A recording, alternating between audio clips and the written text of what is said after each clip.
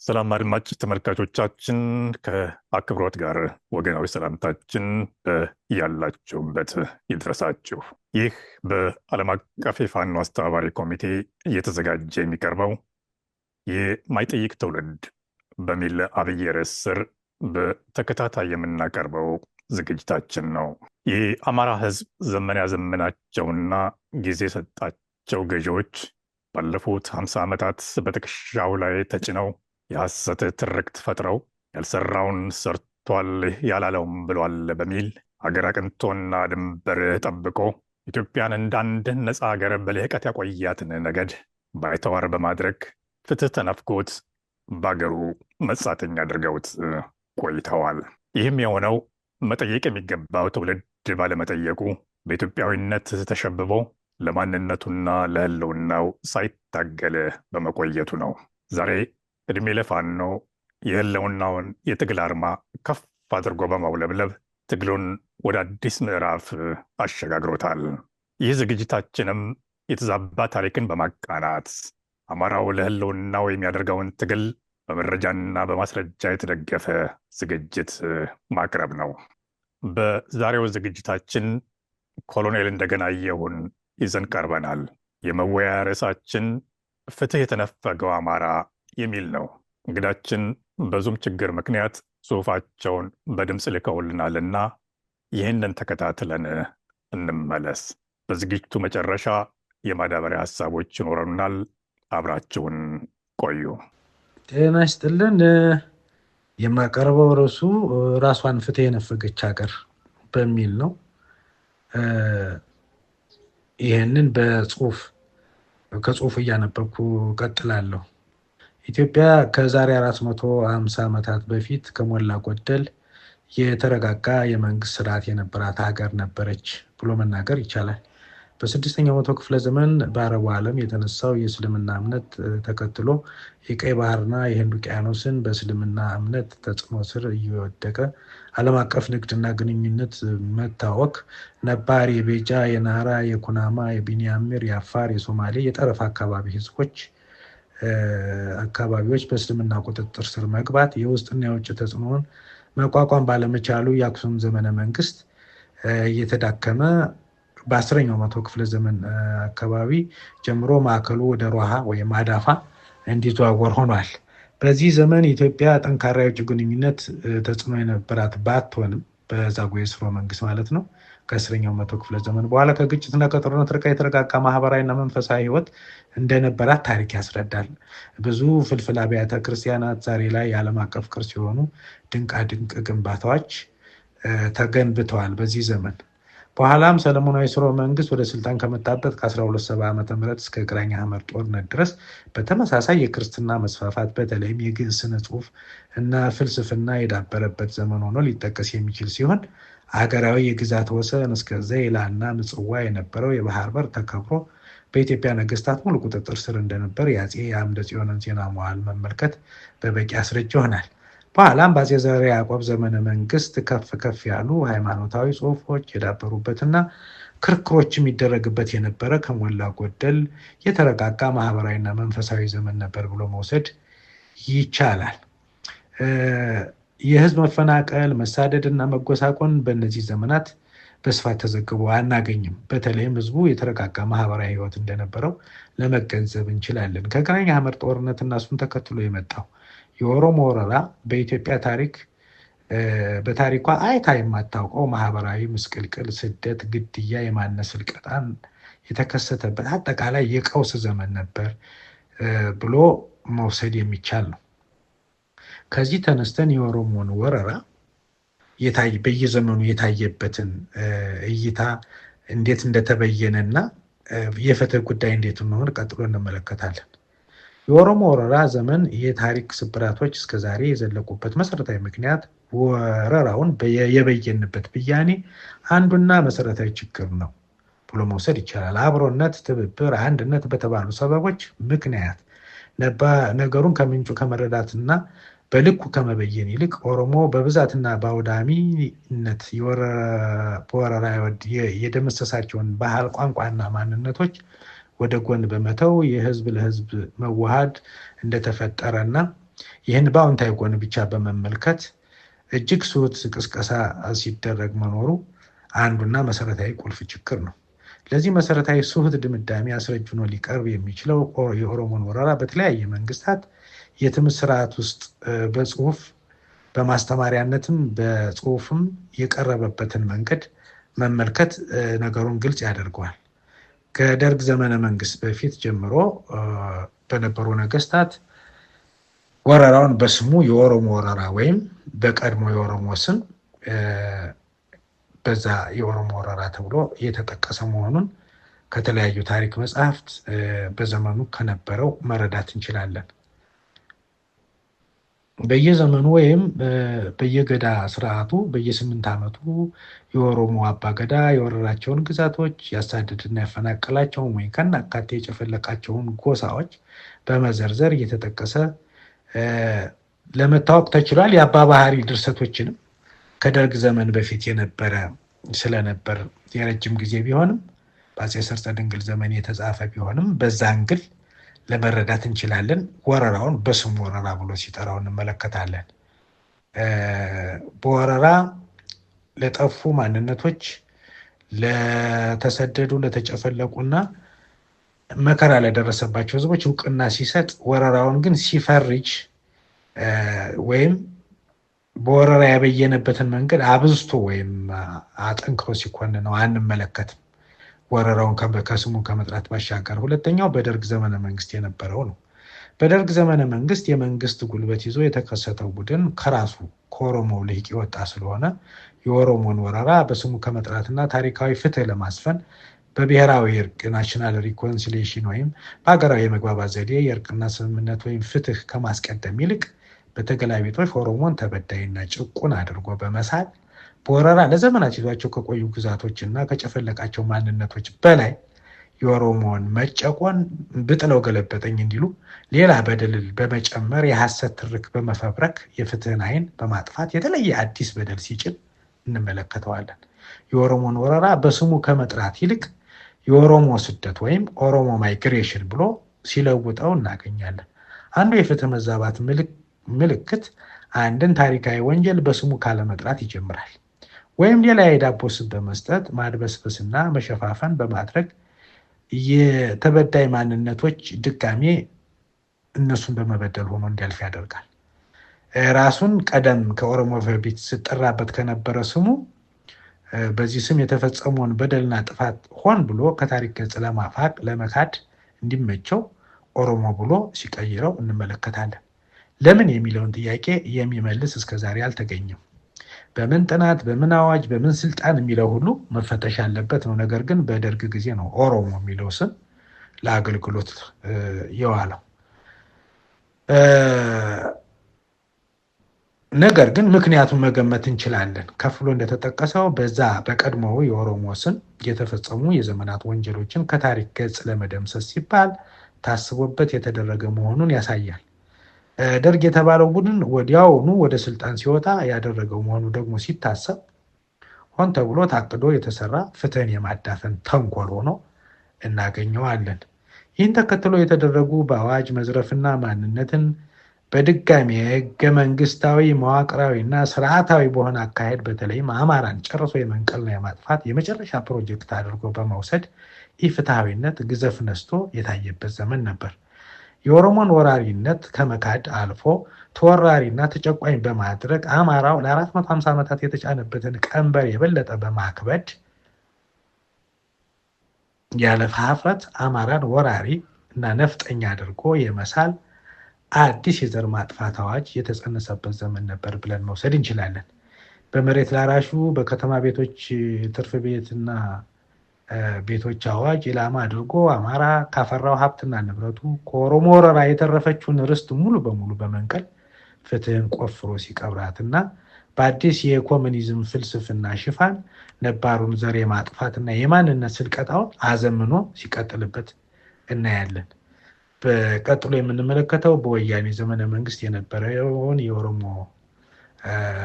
ጉዳይ የኦሮሞ ወረራ ጉዳይ የተበየነበትና የተያዘበትን መንገድ እናያለን።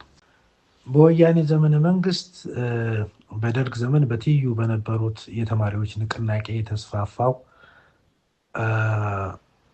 ወፍ ዘራሽ የኮሙኒስት ትግል ርዕዮተ ዓለም በተለያየ ድርጅቶች የስልጣን ፉክክርና መተላለቅ የታጀበው ፍትህን የመድፈቅ አባዜ ተጠናክሮ ወያኔና ኦነግን የመሰሉ ድርጅቶች ወደ ስልጣን ሲመጡ የኦሮሞ ወረራ ወደ ታሪካዊ ዳራው መልሰው ብሔራዊ እርቅና ፍትህን የማስፈን ስራ ከመስራት ይልቅ እጅግ በባሰና በተወሳሰበ መንገድ ኦሮሞን ተጨቋኝና ተበዳይ አድርጎ የበለጠ በማስጮህ የጎሳ ክልል በመከለል ሰበብ ቀደም ሲል ለዘመናት የወረረውን መሬት ቡራኪ አድርጎ በመስጠት ኦሮሚያ የተባለ ክልል በመፍጠር ኦሮሚያ የሚለው በጥቅስ ውስጥ ነው። ወረራ ይዞት የኖረውን መሬት የራሱ ብቻ አድርጎ እንዲመለከተው በማበረታታት በተለይ የአማራ ህዝብ በኃይልና በግድያ ተጠራርጎ እንዲጠፋ አዲስ ምዕራፍ ሲከፍት እናየዋለን። በደርግ ዘመን የነበረው መዋቅራዊና ስርዓታዊ ጠቅለላ በኢትዮጵያዊነትና በስም አንድነት ሽፋን ሲካሄድ ከነበረው ቀዝቃዛ በቀል ወደ ለየለት ጅምላ ማፈናቀልና ግድያ ተቀየረ። በወያኔ ዘመን የኦሮሞ ስደት ወይም ኦሮሞ ማይግሬሽን ሲባል የነበረው በደርግ ዘመን ኦሮሞ ማይግሬሽን ሲባል የነበረው ወደ ኦሮሞ መስፋፋት ወይም ኦሮሞ ኤክስፓንሽን ተለውጦ ኢትዮጵያ በውስጥ ከነበረ ባሌ ግዛት ውስጥ መዳወላቡ ከተባለ ቦታ ተነስቶ ወደ ኦሮሞ በአብዛኛው የኢትዮጵያ የምስራቅ ማዕከላዊና ምዕራባዊ ክፍል ተስፋፋ የሚል አዲስ ትርክት በትምህርት ስርዓት ውስጥ በማካተት ለንግድና ለግብርና እና ለኢንቨስትመንት እንደተስፋፋ በማስመሰል በወረራ ያጠፋውን ስልጣኔ ያስከተለውን ማህበራዊ ቀውስና ያጠፋቸውን ማንነቶች በይፋ ፍትህ ሲነፍጋቸውና ሲክዳቸው ከበቂ በላይ አማራን ጎዳሁ በሚል የጥላቻ ፖለቲካ የኦሮሞን ወራሪነት በማድበስበስ ታሪካዊ ስህተት ሲፈጽምና ፍትህን ደጋግሞ ሲቀብራት አይተናል። ዳግማዊ አፄ ምኒልክም ለኦሮሞ ህዝብ ከለላና መከታ ሆኖ ኦሮሞ በወረራ በያዘው መሬትና በጨፈለቃቸው ማንነቶች ላይ ሰልጥኖ ተጭኖ እንዲኖር በመፍቀድ በኢትዮጵያ አንድነት ሰበብ አዳፍኖ ያሳለፈው ፍትህ በግልባጩ ጸረ ኦሮሞ ነፍጠኛና ጡት ቆራጭ ተደርጎ እንዲወነጀል ከመሆን አላዳነውም። በዚህ መሰረታዊ ምክንያት ግን ግለሰቡ ንጉስ ሚኒሊክ ሳይሆን ለዘመናት ከርስትና ማንነቱ የተነቀለው አማራ ፍትህ እንዳይጠይቅ አፍኖ ጸጥ ረጭ አድርጎ ለማጥፋት ያለመ ምክንያት ነው። ሚኒሊክ ሰበብ እንጂ ዋናው የጥቃት ኢላማ አማራ ለመሆኑ አንድና ሁለት የለውም። በወያኔ ዘመን ጸንቶ የቆየውን የተዳፈነ ፍትህ የበለጠ ህገ መንግስታዊ መዋቅራዊና ስርዓታዊ በማድረግ በበደል ላይ በደል በመጨመር ጉዳዩ ቀስ በቀስ ከሚደረግ ዘርን የማሳሳትና የመሰልቀት ሂደት ወደ ለየለት ፊት ለፊት የዘር ማጥፋት ወንጀል እንዲቀየር አድርጎታል። የወያኔ ዘመን የተዘነጋ ፍትህ እንደተነፈገ ይቆጠራል እንዲሉ ቀድሞም በመዘንጋት ሳይሆን ከጅምሩ የተዳፈነ እንዲሆን ተሰርቶበታልና እያደር በደሉ እየባሰ ሄዶ ዛሬ ኦሮሞማ ከተባለ ወንጀለኛ ስርዓት እጅ ላይ ወድቆ የአማራ ህዝብ ጨርሶ ከገጸ ምድር እንዲጠፋ ከተፈረደበት ዘመን ላይ ደርሰናል። ነገሩን ለማጠቃለል ኦሮሞ ላለፉት 450 ዓመታት ያለ ሃይባይ ሙሉ ወረራ የማንነት ስልቀጣ ሲያደርግ የኖረና ዛሬም የኦሮሞ ልሂቃን እውነቱን በመካድና የጥፋት አድማሳቸውን በማስፋት የሐሰት ትርክት በመፈብረክ ጭራሽ የኩሽ ማንነት የሚል አዲስ የወረራና ስልቀጣ ፕሮጀክት ነድፈው በጥፋታቸው እየታበዩ ቅድሚያ መጥፋት አለበት ብለው ካሉት የአማራ ህዝብ ላይ የዘር ማጥፋት ወንጀል እየፈጸሙ ይገኛሉ። ኦሳ የሚባለውን የኦሮሞ ስተዲ አሶሲዬሽን የሚባለውን ለዚህ ማጣቀሻ ማድረግ ይቻላል። ኦሳ የሐሰት ትርክት ፋብሪካው ኦሳ ነው የሚባለው። ዛሬ ላይ የተነሳ የጎሳ ስያሜያቸው ኦሮሞ የሆኑ ኦሮሞነት በጉልበት የተጫነባቸው በሞጋሳ የተጫነባቸው ጎሳዎች ኦሮሞ በወረራ በያዘው የአማራ ርስት በፈጠጋር፣ ዳሞት፣ ቢዛሞ፣ ናሪያ፣ ባሌ እና ደዋሮ ውስጥ ዛሬም አሉ። ይህን እውነት መካድ ሌላ ፍትህን የማዳፈን ጭካኔ ነው። ይህን እውነት መካድ ለመጪው ጊዜ የባሰ መከራ ማዋለድ ወይም ማሳደር ነው።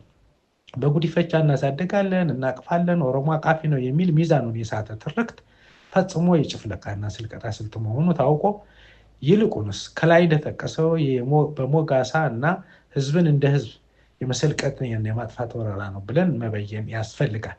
አማራን ያለ ግብሩ በወራሪነትና ነፍጠኛነት የሚከሱት ኮሚኒስት ተማሪዎች መቼ ትምህርታቸውን እንደሚጨርሱ ባይታወቅም ዛሬም ተማሪ ነን ካሉ ወራሪው ወይም ጦረኛውና ጨፍላቂው የገዳ ኦሮሞ ስርዓት መሆኑን እንዲማሩና እንዲያርሙ አበክረን እንመክራለን።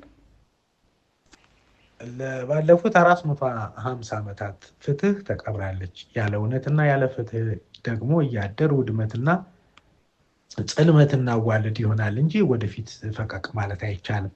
በዳግማዊ አፄ ምኒልክ የተነፈገውን ፍትህ አማራ በግልባጭ ሊከሰስበት ቀርቶ በኦሮሞ ሊካስና ይቅርታ ሊጠየቅ በተገባው ነበር። ያለ ፍትህ የትኛውንም ህዝብ የትኛውንም ሀገር ሰላማዊ ማድረግ አይቻልም። በዓለም ላይ የራሷን ፍትህ በራሷ የነፈገች ሀገር ብትኖር ኢትዮጵያ ብቻ ትመስለኛለች። በየዘመኑ የነበሩ አጋጣሚዎችን በደሉን ከመካስ ጥፋቱን ከማረም ይልቅ በተገላቢጦች በበደል ላይ በደል በጥፋት ላይ ጥፋት ሲደራረብ ነው የኖር። የአማራ ህዝብ የዚህ ሁሉ በደል ገፈት ቀማሽ ሆኖ በራሱ የህልውና አደጋ ላይ ኢትዮጵያን ለማኖር አላስፈላጊና ትርፍ ዋጋ ሲከፍል የኖረ ህዝብ ነው። ታሪክ የሚረሳውና የሚዘነጋው በደል የለም። ታሪክ በየዘመኑ ድርጊቶችን ይመዘግባል። እንደ ዘበት ልናዳፍነው የፈለግነው ፍትህ ዞሮ ከባድ ዋጋ ያስከፍላል። እውነቱን መቀበል፣ ለተፈጸሙ በደሎች እውቅና መስጠት፣ ምናልባትም የነገን ፍትህ ዛሬ ላይ የማስፈን ቅድመ ዝግጅት ሆኖ ሊወሰድ ይችላል። ኢትዮጵያ ባለውለታ የሆነውን አርበኛና መስዋዕት የሆነላትን አማራ ፍትህ ነፍቃ ባላየና ባልሰማ በማለፍ የምታሰፍነው ሰላም የምታመጣው ልማት የለም። አማራ ራሱን ከህልውና አደጋ ለመታደግ የነገሩን ስር ከመሰረቱ ለይቶ በማወቅና ሰንኮፉን በመንቀል የተጫነበትን ቀንበር በመሰባበር ህልውናውን ይታደጋል። የአማራ ህዝብ ትግል ፍትሐዊ ነው የምንለው ለዘመናት በአማራ ርስትና ማንነት ላይ የተሰራው የኦሮሞ ወረራ ጥፋቱን ካለማመኑም በላይ መልኩንና ስልቱን እየቀያየረ ዛሬ ላይ ፈጽሞ እንድንጠፋ እየሰራ እና የዘር ማጥፋት ያወጀብን ስለሆነ ነው። ኢትዮጵያ ባለፉት 450 ዓመታት ለአማራ ፍትሐዊ የሆነ አታውቅም። ይህን ሀቅ መጋፈጥ ከመሰረቱ በትክክለኛ ማንነቱ ተነስተን ጥፋቱን መበየን ልንታገለውና ታግለን ልናሸንፈው የሚገባ ሀቅ ነው። ሀቁ ይሄ ነው። ጥፋትን በትክክለኛ ማንነቱ መጥራት፣ መበየን ፍትህን ያዋልዳል። አመሰግናለሁ። ኮሎኔል እንደገናየሁ ከልብ እናመሰግናለን። ይህ በእውነቱ ትውልድ አስተማሪ አወያይ የሆነ ጽሁፍ ነው ያቀረቡልን። በእውነቱ በአድማጭ ተመልካች ስም ከልብ እናመሰግናለን። እንግዲህ ወገኖች በዚህ ጉዳይ ላይ የተለያዩ አስተያየቶችን፣ የማዳበሪያ ሀሳቦችን ልናቀርብ እንችላለን። መስመሩ ክፍት ነው። መቀጠል ይቻላል። ፕሮፌሰር፣ በእውነት ዛሬ የሰማነው ግሩም የሆነ በሀሳብ የታጨቀ ትምህርታዊ ዝግጅት ሁሉም አማራ ሊሰማው የሚገባ ነው ብዬ አምናለሁ። የኛ ፕሮግራምም ዋና ዓላማው ይሄ ነው። እንደዚህ ያለ ሰው የማያነሳውን ሰው የማይጠይቀውን ጥያቄ እንዲጠይቅ እንዲመረምር ነው። ለምንድን ነው ይሄ ሁላ ችግር የመጣብን? መከራችን እያደር እየከፋ የሚሄድበት ምክንያት ምንድን ነው?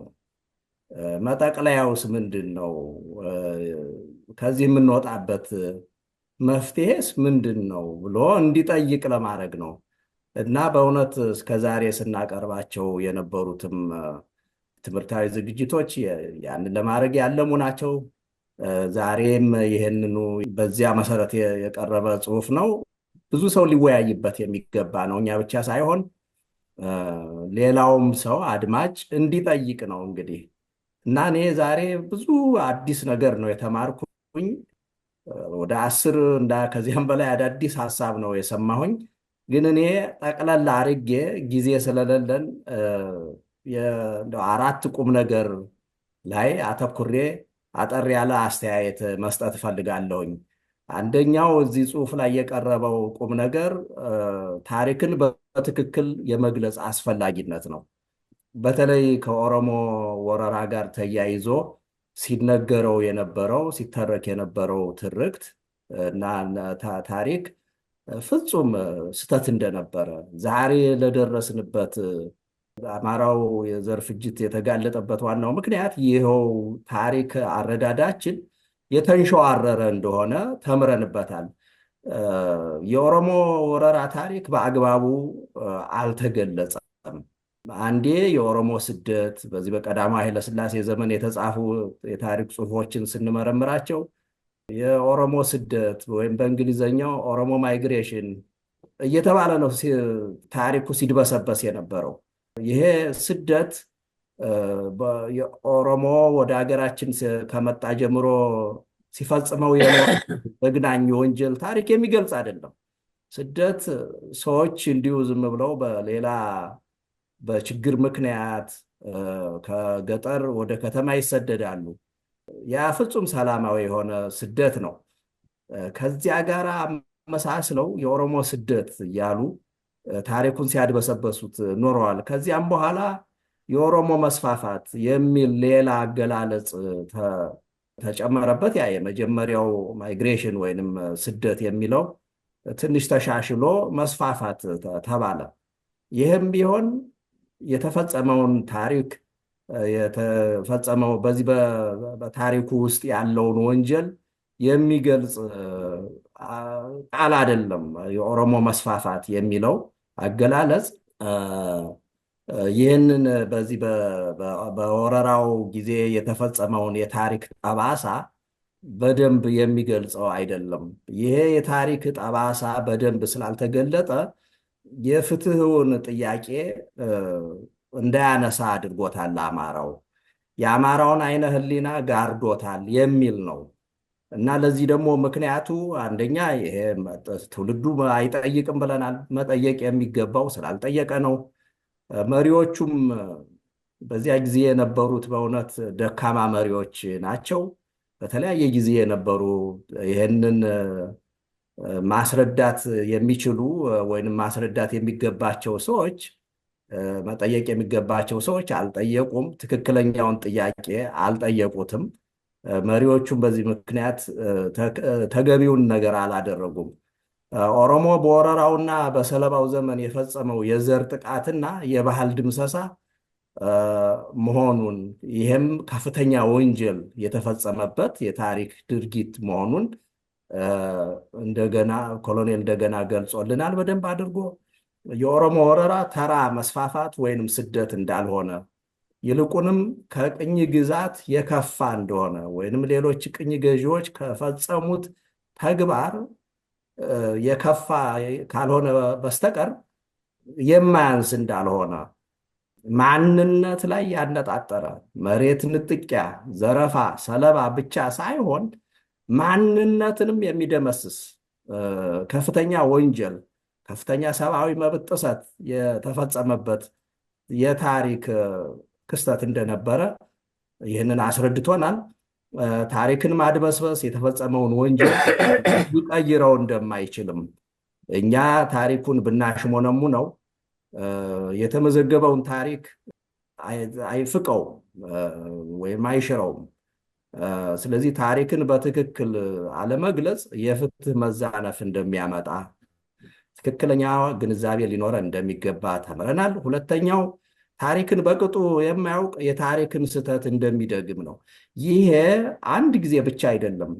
ኢትዮጵያ የተዛነፈውን ህዝቦች ግንኙነት ለማድረግ ብዙ እድል አግኝታ እድሉን ሳትጠቀምበት ቀርታለች። ወይም የተለያዩ የኢትዮጵያ መሪዎች በስህተት ላይ ስህተት ነው እየጨመሩ የሄዱት። በስህተት ላይ ስህተት እየተጨመረ ስለሄደ መጨረሻ ላይ ዛሬ ደረስንበት ደረጃ ደርሰናል እና ስለዚህ የኢትዮጵያ በአጠቃላይ ባለፉት 450 ዓመት አማራን ፍትህ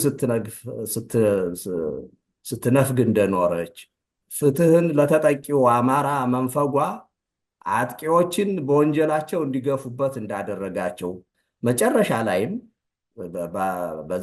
ያ የፈጸሙት ወንጀል ተጠያቂ ስላላደረጋቸው ለበለጠ ጥቃት እንደተነሳሱ አማራው ላይ መሬቱን ላይ እንደ ዋርካ ሰፍተው ከመቀመጥም አልፈው ተወረናል የሚል እንደውም አባየን ለማየ በመስጠት ግልጽ ወደሆነ በመንግስት መዋቅራዊ ኃይል እየተደገፉ ግልጽ ወደሆነ የዘር ፍጅት የዘር ማጥፋት እንደተሸጋገሩ በተለይ አሁን ኦሮሞማ በሚባለው አቅርቦልናል ወንድማችን።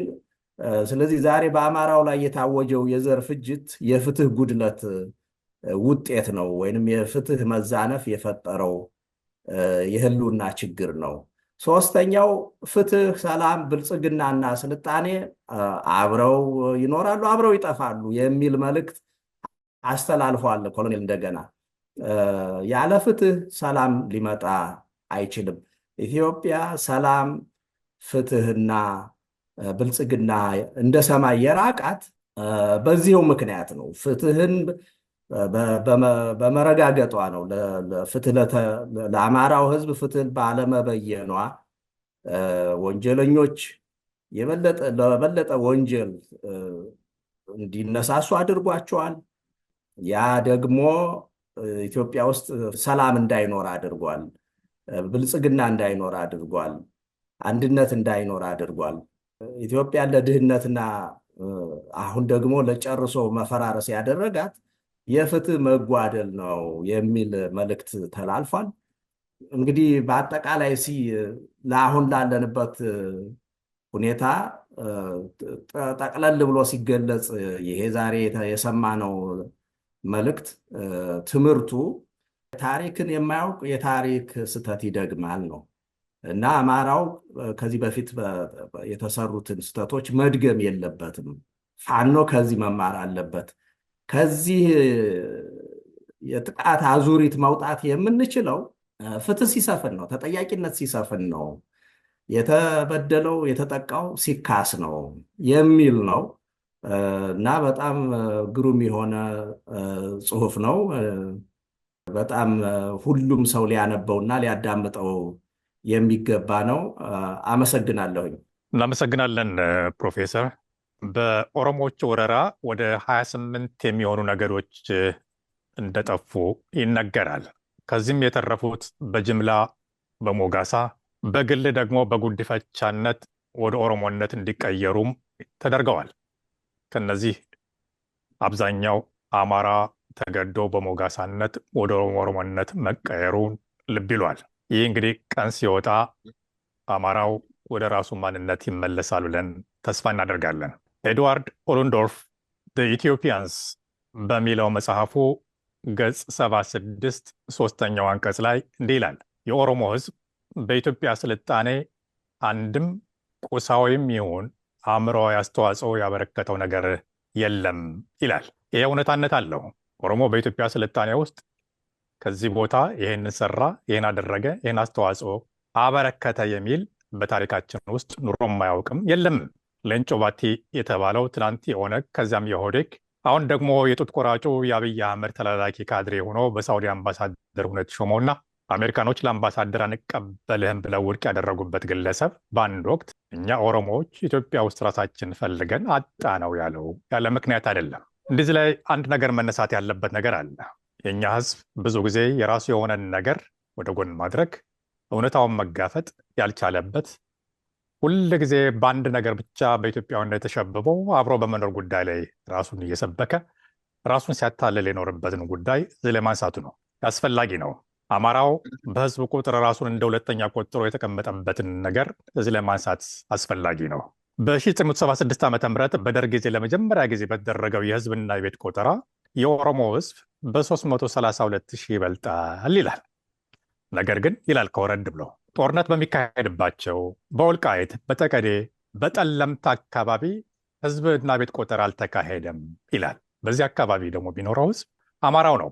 ያ ማለት በእነዚህ ጦርነቱ ይካሄድባቸው በነበሩ አካባቢ በሚሊዮን የሚቆጠር አማራ የቆጠራው አካል ሳይሆን የቆየበትን ነገር ጊዜ ልብ ይሏል።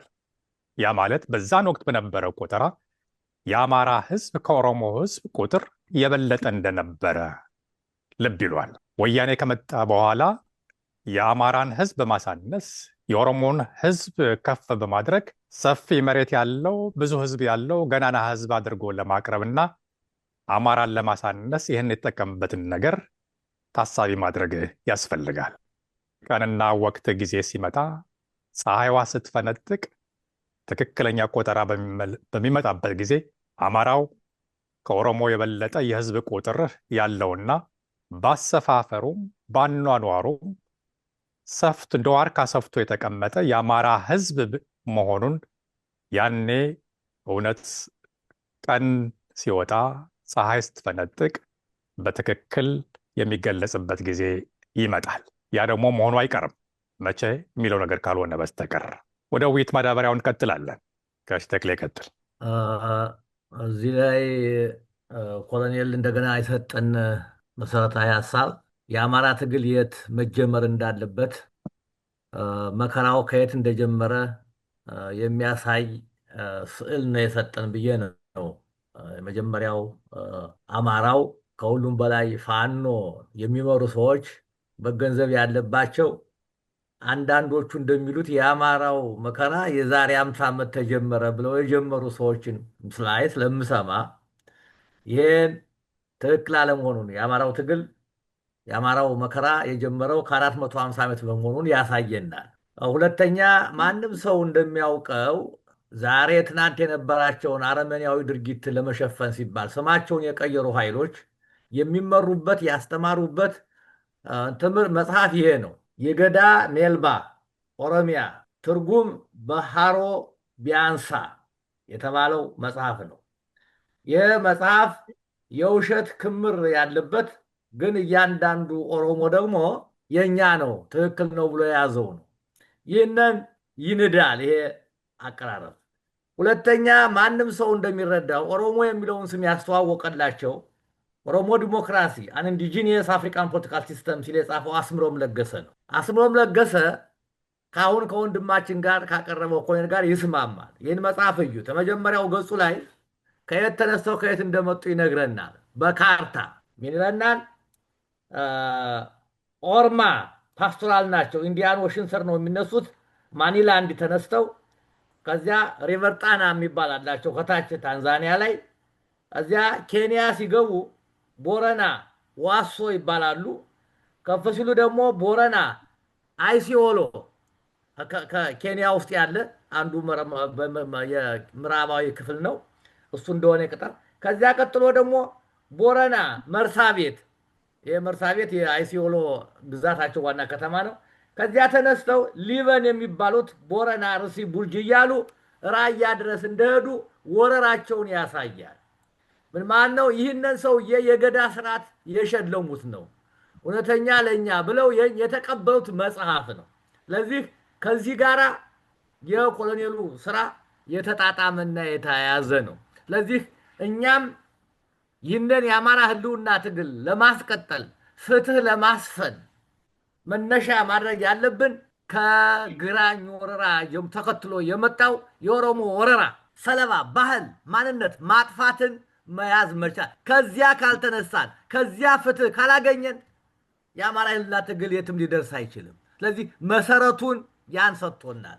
ላለፉት ተከታታይ ርዕሶቻችን ማጠናከሪያ ሀሳብ ሰጥቶናል። በርካታ እምቅ ሀሳቦችን የያዘ ነው። ይህንን እያንዳንዱ አማራ ነኝ የሚል የእያንዳንዱ የፋኖ ታጋይ ነኝ የሚል መመሪያው ሊያደርገው እንደሚገባ፣ መነሻውን ያላወቀ መድረሻውን አያውቅም። የጥናት መነሻውን ሰጥቶናል። የአማራ መከራ የት እንደጀመረ የት እንደመጣ አሁን ቅድም ዶክተር ጋሻው እንደነገረልን እንዳስረዳን ለኢትዮጵያ አንድነት፣ ስልጣኔ፣ እድገት በኢኮኖሚም በባህልም የአመጋገብ እንኳን ስርዓት ይዘውልን አልመጡም። ይዘው አልመጡም ማለት ያመጡ ሰለባ ነው፣ ስም ማጥፋት ነው።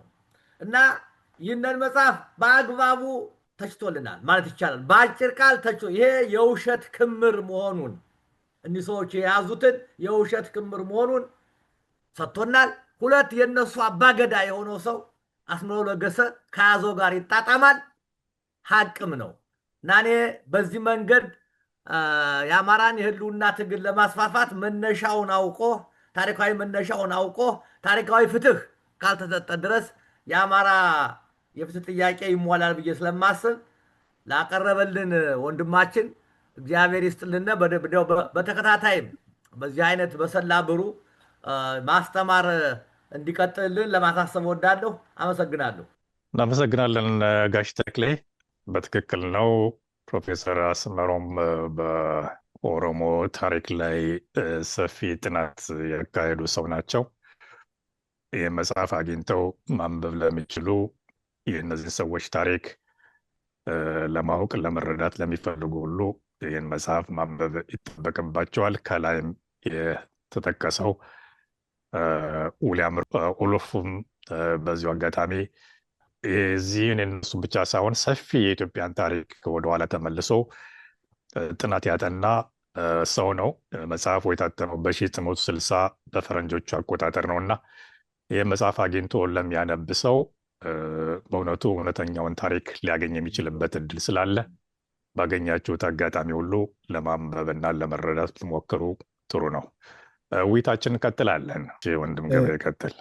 እሺ እንግዲህ ኮሎኔል ብዙ ስህተቶችን በአጭር ነው ያስረዳን። ብዙ ጊዜ አሁን የአማራ ችግር ከወያኔ ከኦነግ አሁን ደግሞ ከአብይ ጋር ብቻ አያይዘን ነው በአብዛኛው የምንነጋገረው። ጋሽ ተክሌ እንዳለውም አንዳንዱ ከ50 ዓመት ከ60 ዓመት ይጀምረዋል። ይህንን ውድቅ ያደረገ ጽሁፍ ነው፣ ንባብ ነው። በጣም የሚመሰገን ነው። ቲንክ የጋናው መሪ kwame nkrumah ይመስለኛል ያለፈውን ታሪክ የማያውቅ ትውልድ ወደፊት መሄድ አይችልም ብሏል። ይህን ነው አስረግጦ ኮሎኔል እንደገናየው ያስረዳል። ትልቁ አይ ቲንክ የጀመረበት ይሄ የ16ኛው እና የ17ኛው ክፍለ ዘመን ክስተት ነው። ይህ ክስተት እንግዲህ በዓለም የተለያዩ ክስተቶች አሁን የሂትለር ክስተት ይባላል፣ ሌሎችም ክስተቶች የሮማናውያን ይባላል። የተለያዩ ክስተቶች ምን ያህል አንድን አገር ሆነ አንድን ዓለም የሚቀይሩ መሆኑን የሚያስረዳን ይህ የ16ኛው ክፍለ ዘመን የግራኝ አህመድ ከሐረር መነሳትና በዛን ጊዜ የጋላ ኤክስፓንሽን የሚለው ኋላ የኦሮሞ ማይግሬሽን የሚለው እንግዲህ እንደ ስደት ማለት ነው። በጣም አሳንሶ እንደውም ከቅኝ ግዛት ካካሄዱት ብዙዎቹ እንደ እንግሊዝ እንደ ሌሎቹም ካሉ መጽሐፍ ቅዱስም ይዘው ጦርም ይዘው ካካሄዱት የበለጠ በሰለባ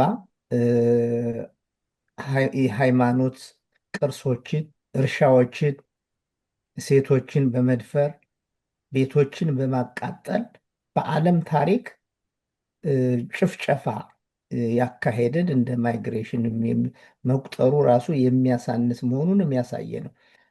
የሚገርመው አሁን አንዱ ይሄ ተጠያቂነትና ፍትህ ጋር ያያያዘው ነው። ኮሎኔሉ በየጊዜው የሚደረጉ ግፎች ተጠያቂነት ከሌላቸው ለፍትህ የሚቀርብ ከሌለ ካልታረሙ የሚቀጥል መሆኑን ነው የሚያሳየን። እንግዲህ 16ኛው ክፍለ ዘመን የተነሳው ከዛም በቅኝ ግዛት ደጋፊነት ወያኔም ኦነጎችም ከሁለተኛው ዓለም ጦርነት በኋላ አብበው አፍርተው መንግስት ይዘው ህገ መንግስት ቀርጸው አሁንም የሚያካሂዱት ስራ የ16ኛው ክፍለ ዘመን መሆኑን እህቶቻችን ጡታቸውን የቆረጡት አሁን አዝመራን የሚያቃጥሉት አሁን ቤትን በመድፍ የሚያቃጥሉት እኮ በ16ኛው ክፍለ ዘመን መድፍ ስላልነበራቸው በእሳት ነው የሚያያይዙት። አሁን በድሮንና በመድፍ ነው።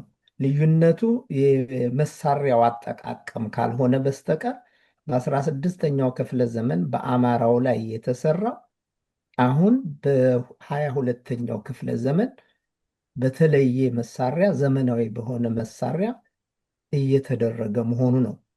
ክስተቱ እውነቱ አንድ ነው። አካሄዱ ወይም የሚጠቀሙበት መሳሪያ ካልተለየ በስተቀር። ከዚህ የምንማረው አንደኛ እኔ የተማርኩት ምንድን ነው?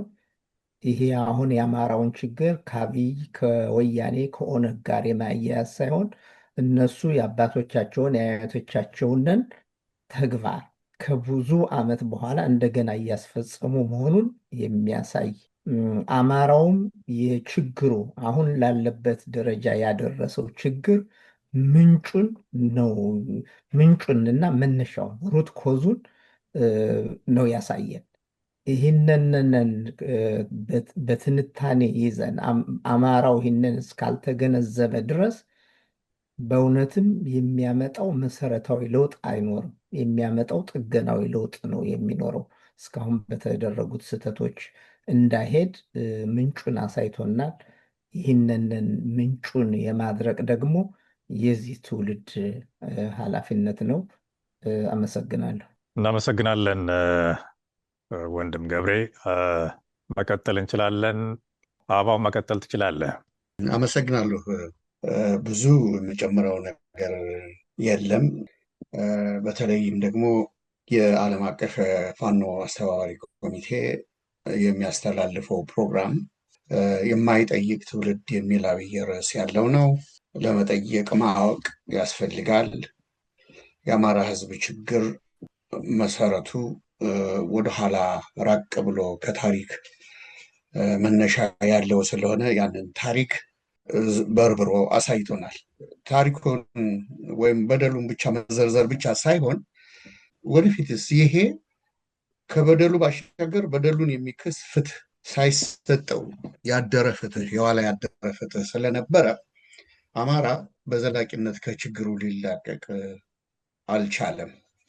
የፍትህ ጉዳይ በራሱ በአማራ መሪዎች ስልጣን ላይ በነበሩ ሁሉ በነበራቸው አስተሳሰብ በነበራቸው አመለካከት በወቅቱ በመጋባት አብሮ በመኖር ነገሩን እናልፈዋለን በማለት የተደረገ ነገር ስለነበር ያለ ፍትህ ተድበስብሶ የሄደ ነገር እነዚህ ታሪካዊ ጠላቶቹ ጊዜ እየጠበቁ ሲያጠፉት ኖረዋል። ዛሬ የደረስንበት የጭፍጨፋና የግፍ ዘመን በዓለም አካባቢ በየትኛውም የዓለም ክልል ተደርጎ የማይታወቅ ጭካኔ የተበላበት ድርጊት ይፈጸማል። በዚህ በአይነቱ በጭካኔው ለየት ያለ መሆን የተነሳ ህብረተሰቡ ሁሉ ይሄ ከእግዚአብሔር ከላይ የወረደ ቁጣ አድርጎ እስኪያየው ድረስ የቀረበ ነገር ሆኗል፣ ጭካኔው ማለት ነው።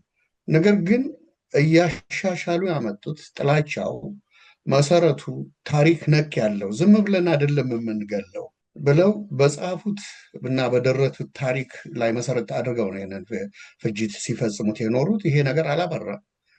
የተማሩት ሁሉ የሚጽፉት የአማራን ህዝብ ጭራቅ በማድረግ ለመግደላም የሚያመቻቹ ሁኔታዎችን በመጽሐፍ እየጻፉ ነው ይህን ሲያደርጉት የኖሩት። ስለዚህ ኮሎኔል ይህንን ሲያቀርብልን ታሪካዊ አመጣጥ አለው።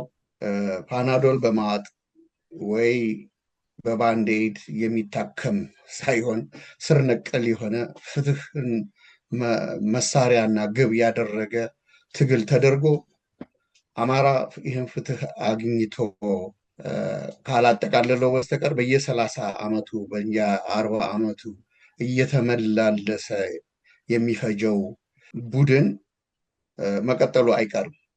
ስለዚህ በወያኔ ጊዜ ወያኔዎቹ ይህንኑ ፍጅት ይፈጽሙ ነበር፣ ተመሳሳይ ታሪክ እየጻፉ። ወያኔ ወደ አዲስ አበባ ሲመጣ የአማራን ህዝብ ይሁንታ አግኝቶ እንጂ አልፎ መምጣት አይችልም። ተታለው በደርግ ተማሮ ከደርግ ይገላግለኛል ብሎ ወያኔ ያደረገው ምንድን ነው? የአማራ ህዝብ ተንበርክኮ በወኪሎቹ አማካኝነት ኤርትራ ሄዶ ይቅርታ እንዲጠይቅ እኮ ነው። ተበዳይ ራሱ ሆኖ ኤርትራ ድረስ ተጉዞ ሄዶ ይቅርታ እንዲጠይቅ አድርጎታል። በደካማ አማራ ልጆች አማካኝነት ይህ ተደርጎብናል። ኦሮሞማው ደግሞ የፋሽስቱ ስርዓት ደግሞ የሚሰራውን ነገር ሁሉ አሳጥቶታል። ግፉን ሁሉ ፈጽሞ ያረካ አራዊት ነው። ዛሬ የአማራ ህዝብ ትግል ተለጣፊ ሆኖ የጀመረው ሳይሆን የራሱ ትግል ነው። ከኮሎኔሉ ትንታኔ የምናየው ነገር ይሄ ፍትህ ዘግይቷል፣ ውሎ አድሯል። መታገልና መውደቅና ደም ማፍሰስ ብቻ ሳይሆን የሚቋጭበትን መንገድ ማስተዋል፣ ፍትህ ካልተገኘ በስተቀር በየጊዜው እየተመላለስን የምንሞትበት ጊዜ መኖር ማብቃት አለበት። ስለዚህ የአማራውን ህዝብ ትግል የአማራ ህዝብም ፍትህን እንደ ኢላማው አድርጎ በማየት የአማራውን ህዝብ ትግል የሚመሩትም ከእንግዲህ በኋላ የአማራ ህዝብ በደም ከፍሎ ያመጣውን ትግል አሳልፎ በጠረጴዛ ዙሪያ ተደራድሮ የሚሰጥበትና የሚከፋፈለው ሳይሆን የአማራ ህዝብ የራሱን ፍትህ በራሱ ማስፈን አለበት። የአማራ ህዝብ ፍትህ አገኘ ማለት የሌላውን ማህበረሰብ ፍትህ ሁሉ የሚያሳጣ ነገር አይደለም፣ የሚያስፈራ ነገር አይደለም።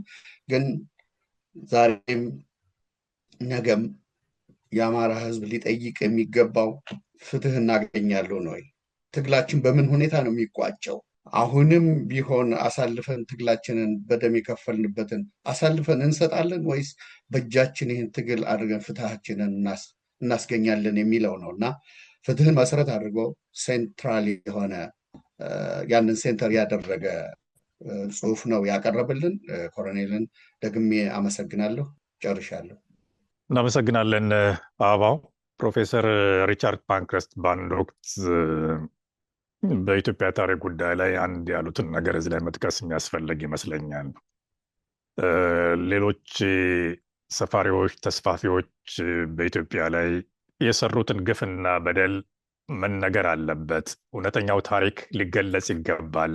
በየአቅጣጫው በተለይም በአማራ ህዝብ ላይ በጠላትነት የተነሱ አካላት ካመጣጣቸው እስካሁን እስከደረሱበት ድረስ ህዝብ ሊያውቅ ይገባል ብለን ስንጽፍ ስንናገር ይሄ ነገር አይነገር፣ ይሄ ነገር አይጻፍ እያሉ ብዙ ጊዜ የሚጎትቱ የነበሩት ራሳቸው የአማራ ምሁራን ነበሩ።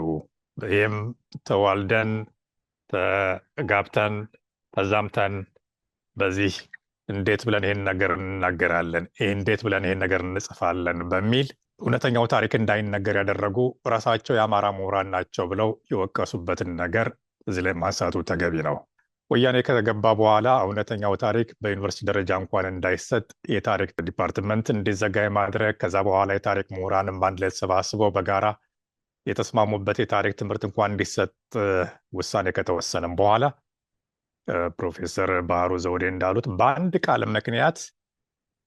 ቃል ምክንያት የታሪክ ትምህርት በአዲስ አበባ ዩኒቨርሲቲ ደረጃ እንዳይሰጥ አንድ ካድሬ በወሰነው ውሳኔ ምክንያት ያ ያወጣ ነው የመማሪያ መጽሐፍ ስራ ላይ እንዳይውል ተደርጓል ብለው በአንድ ቃለ ምልልስ ላይ የተናገሩትን አስታውሳለሁ። ይህ ትውልዱ ታሪኩን እንዳያውቅ ማንነቱን እንዳይረዳ ከሚሰሩ ስራዎች አንዱ ነው። እንግዲህ ያ ጊዜ ቀን ሲወጣ በአግባቡ ምላሹን ያገኛል። አቶ እያሱ መስመሩ ያንተ ነው፣ መቀጠል ትችላለህ። ኮሎኔል እንደገና አየሁ አማራ ላይ እየተፈጸመ ያለውን ግፍና እየተቀበለ ያለውን መከራ መቼና እንዴት እንዲሁም በማን እንደሆነ ታሪካዊ ዳራውን በጣም ጥርት ባለ መልኩ ማንኛውም አማራ ሊገባው በሚችለው መልኩ አቅርቦታል ብዬ አምናለሁ።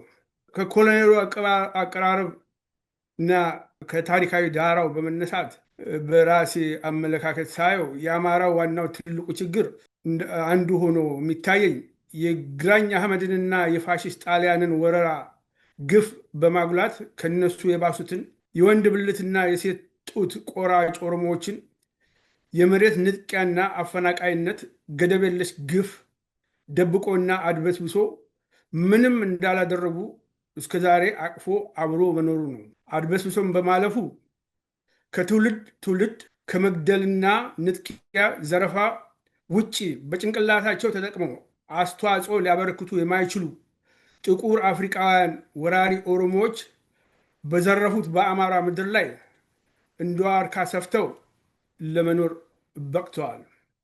ያም አልበቃ ብሏቸው ዛሬ የአማራውን አገር ኦሮሚያ በሚል ስም ለመቀየርና የአማራ ዋና ከተማውን በረራንም ፊንፊኔ በሚል ስም ለመቀየር እየተጉ ጥግ ላይ ደርሰዋል። እሬቻ የሚባለውንም የነጠቁትን ባህል በራሳቸው ገጽታ ቀርጸው የአገሪቱ ብሔራዊ ባህል ለማድረግና የገዳን የሰለባ ስርዓት መላው አገሪቱ ላይ ዘርግተው በገሃድ የአማራውን ደም የሚያፈሱበት መንገድ እየተገበሩ ነው። ኮሎኔሉ እንደገለጸው እና አንዱ የመሰጠኝ የኦሮሞ ወራሪ የአማራ ምድር ከረገጠ ጀምሮ በተከታታይ የነበሩት መሪዎች በሙሉ አማራው ላይ ወራሪው ኦሮሞ እየፈጸመ ያለውን በደል ከምንጩ መርምሮ መፍትሄ መስጠት ሲገባቸው አብሮነትና ትብብር አንድነት በሚል ሰንካላ ሰበብ ነገሮችን ወደ ጎን መተው እንደሚመርጡ ነው። ከዚህም በመነሳት ዛሬ ላይ ይሄ ጉዳይ እንደቀጠለ እናያለን። ለዚህም ማሳያው ይኸው በቅርቡ የምናየው አብሮነት በሚል ስም የሚጠሩ ጥንትም ከአማራው ወራሪዎች ከወያኔ ከኦነግ ጋር ተባብረው አማራውን እጁን የፍጥኝ አስረው ሲገድሉትና ሲያስገድሉት የነበሩ ባንዳዎች ከአለቆቻቸው ከቀንደኛ ወራሪ ኦነጎችና ወያኔዎች ጋር ሆነው ፋኖን ለማደናቀፍ ፋኖ ውስጥ ጭምር ገብተው ትግሉን የመጥረፍ ስራ ላይ እየተጉ እንደሆኑ የሚታወቅ ነው። ይሄ በኮሎኔል የቀረበውን የአማራ ህዝብና የፋኖ አመራሮች በሚገባ ሊሰሙትና ሊያጠኑት እንደሚገባ ላሰምርበት እፈልጋለሁ። የአማራውን የሁሉና ትግል እየመራው ያለው ፋኖ ስለሆነ የአማራውን በደልና በዳይ በስነ ስርዓቱ ነቅሰው አውጥተው ለተበዳዩ አማራ ፍትህን በስነ ስርዓቱ ሊያሰፍሩለት ይገባል እንጂ እንደ ከዚህ ቀደሙ መሪዎች አሁንም ከነዚህ አብሮነትና አንድነት እያሉ ከሚንቀጨቀዡ ባንዳዎችና የአማራ ወራሪ ወያኔዎችና ኦነጎች ጋር በምንም አይነት መልኩ ሊያብሩ አይገባም በሚል ሀሳቤን እንደመድማለሁ። አመሰግናለሁ። እናመሰግናለን አቶ ኢያሱ። አቶ ጌታቸው መቀጠል ትችላለህ። መልካም ወገኖች፣ በደንብ ሄዳችሁበታል። ኮሎኔል እንደገና የሄደበትን ሀሳብ ገልጻችሁታል። ደስ የሚያሰኝ ነው። ይሄ የማይጠይቅ ትውልድ መጠየቅ ያለበትን ጉዳይ የሚቆሰቁስ እሳት። በጣም በሚገርም ሁኔታ ይህንን የታሪክ እውነት ይዞ ሲመጣ ኮሎኔል የተጠቀመውም ቁልፍና ኃይለኛ ቃል ይሄ ትውልድ በጣም አጥብቆ መጠየቅ ያለበት መነሳትም ያለበትን ጉዳይ በአንድ ቁልፍ ቃል ይዞት ነው የቀረበው። ፍትህ። አማራ ህዝብ ፍትህን ያጣው ከዘመናት ጀምሮ መሆኑ እርሱ ፍትህ ወዳድና ለፍትህ የቆመ ህዝብ ሆኖ እያለ በራሱ ላይ የተነፈገውን ፍትህ ግን እምቢ ብሎ ከመነሳት ይልቅ እያባበለ እዚህ ድረስ መምጣቱ ያደረሰበትን ጉዳት በአይናችን እያየን ነው። የኢኮኖሚ ፍትህ የተነፈገ፣ የፖለቲካን ፍትህ የተነፈገ፣ የማህበራዊ ኑሮ ፍትህ የተነፈገ፣ መንቀሳቀስ እንኳ የማይችል አማራ ካለበት አካባቢ ተነስቶ አዲስ አበባ ለመግባት መታወቂያው እየታየ የሚታገድ ፍትህን ይዘን ብንሄድ ራሱን የቻለ አንድ ፕሮግራም እንኳ አይበቃም፣ ብዙ ሊያስኬድ ይችላል።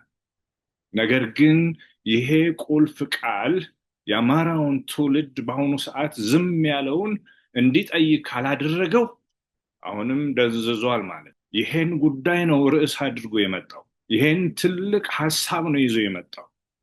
ፍትህ የጎደለው ሰው እንዴትስ እንቅልፍ ተኝቶ ያድራል? ሚዛናዊነት የጠፋበት፣ ትክክለኛነት የጎደለበት፣ የአእምሮና የሞራል ልዕልና የሌላቸው የኦሮሞማ ወራሪዎች እንደፈለጉ ሲያደርጉት፣ በዚህ አትገባም በዚህ አትወጣም ሲሉት፣ የራሱን ርስት ወረው ሲይዙበት፣ እንደገና ደግሞ ደጁ ቀየው ድረስ ሄደው ሲጨፈጭፉትና ሲገሉት ዝም ያለ አማራ አሁንም ቢሆን ከነሱ ይልቅ ለራሱ ፍትህ የነፈገ አማራ ነውና ይሄ ትውልድ ይጠይቀዋል።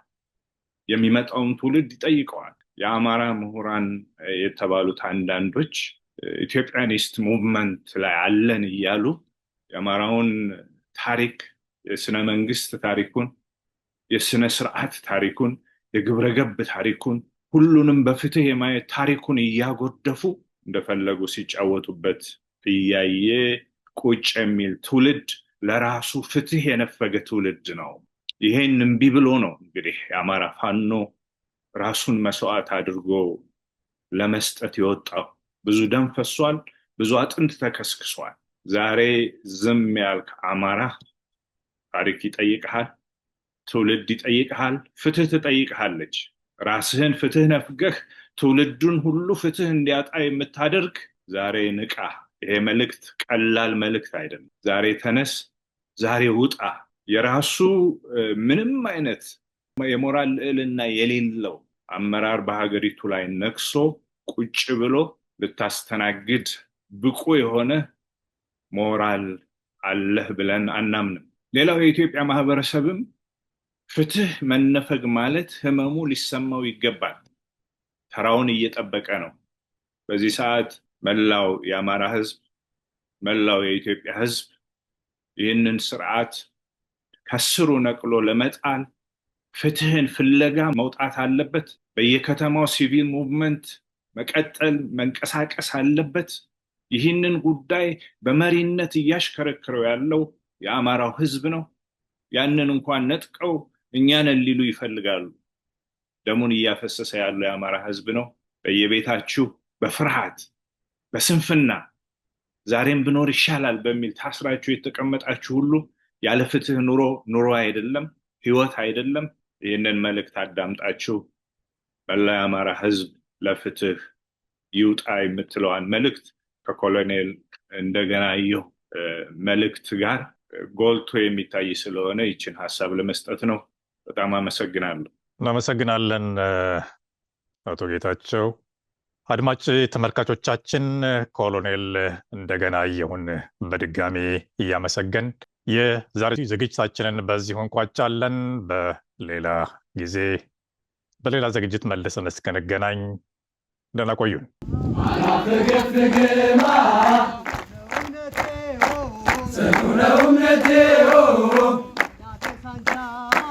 የጠላቴ ሳንጃ